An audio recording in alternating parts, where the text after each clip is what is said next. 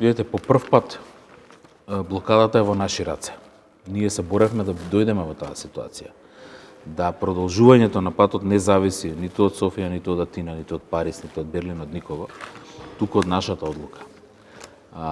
Сметам дека вистинското прашање не е дали можеме да смогнеме сили да ги направиме неопходните уставни измени што ги има во нашата преговарачка рамка, туку вистинското е прашање дали сакаме да го фатиме најбрзиот воз за членство во Европската унија. Доколку одговорот е да, имаме време до ноември, до крајот на скринингот да ги завршиме тие обврски и доколку тоа го направиме со одговорност, зрелост и свесност на сите политички актери, можеме да очекуваме во декември оваа година или во јануари идната година да ги започнеме преговорите во делот на кластерот.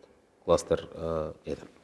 Со отварање на кластер 1 и поглавјата во него. Дали Предноста на, само да кажам, предноста на новата методологија е што во моментот кога ќе се отвори кластерот се отвараат сите поглавја од тој кластер и тоа ни дава можност да се тркаме во сите поглавја, да покажеме подобри резултати, па дури да ги стигнеме државите кои што веќе 10 години преговараат за членство како Србија и Црна Гора.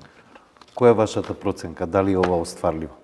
Секако дека е остварливо, прашањето е само дали ќе успееме така да се организираме за да успееме оваа година. Инаку времето покажало дека што повеќе ги одлагаме обврските, тие стануваат потешки и проблемите стануваат поголеми. Мислам дека нам ни одговара како Северна Македонија, како држава, што поскоро да го завршиме, затоа што тоа ќе ни отвори вратата, дури без да ја прашаме Бугарија, така пишува во заклучоците, дека автоматски се свикува втората меѓувладина конференција и веќе влегуваме во сосема друго ниво на односи со Европската унија. Господине Маричич, ви благодарам за овој разговор. Благодарам на поканата.